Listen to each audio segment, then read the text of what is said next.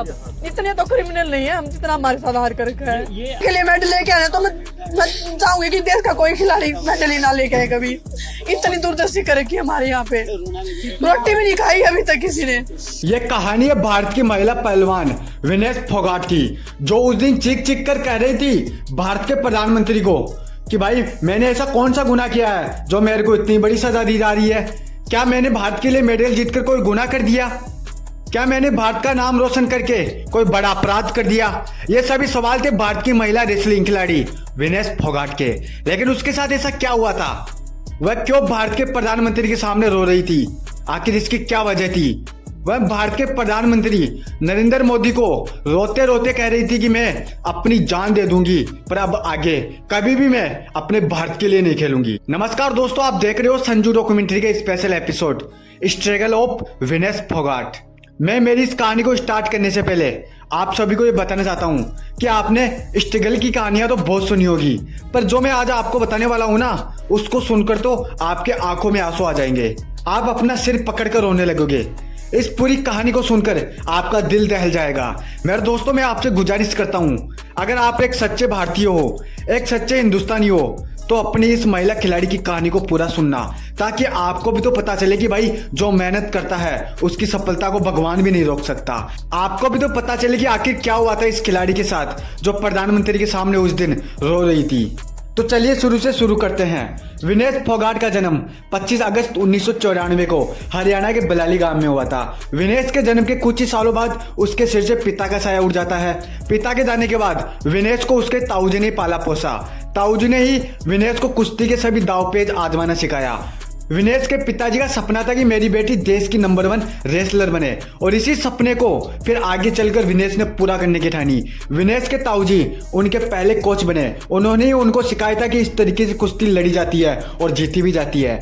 अपने ताऊजी के कठिन प्रयासों के बाद और अपने मेहनत के दम पर वो वक्त आ गया था अब दुनिया को दिखाने का, अपने पिता का सपना पूरा करने का। साल 2014 राष्ट्रीय मंडल खेलों में विनेश फोगाट ने अपना पहला अंतर्राष्ट्रीय गोल्ड मेडल जीता था, और उसके बाद साल 2015 में एशियन चैंपियनशिप में सिल्वर मेडल जीतकर पूरी दुनिया को ये विनेश फोगाट ने बता दिया था कि मेहनत के दम पर ही सफलता को हासिल किया जा सकता है। इस सिल्वर मेडल के बाद कभी भी विनेश फोगाट ने पीछे मुड़कर नहीं देखा और अपने देश के लिए वो किया जो हर खिलाड़ी का सपना रहता है। पूरी दुनिया धीरे धीरे अब विनेश फोगाट को जानने लगी थी। विनेश फोगाट ने वो करके दिखाया था जिसका सपना उसके पिता ने देखा था।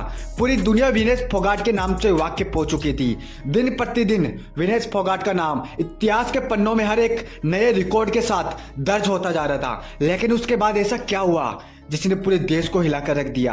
उस खिलाड़ी के साथ ऐसा क्या हुआ जिसको सुनकर पूरा खेल जगत उस दिन हिल जाता है? कुछ भी नहीं दे रहे सर, आप खुद देख लो ना कैसे कैसे टेंट लगा रखे हमने। इतने गुनहगार है हम देश के। बैठे एक पुलिस वाले से पूछ लो हमने किसी 18 जनवरी 2023 कुश्ती की दुनिया में ये वही काला दिन था जिस दिन विनेश फोगाट ने अपने और कई महिला रेसलरों के साथ मिलकर कुश्ती संघ के अध्यक्ष ब्रजभूषण पर अपने साथ हुए यौन उत्पीड़न का आरोप लगाया था।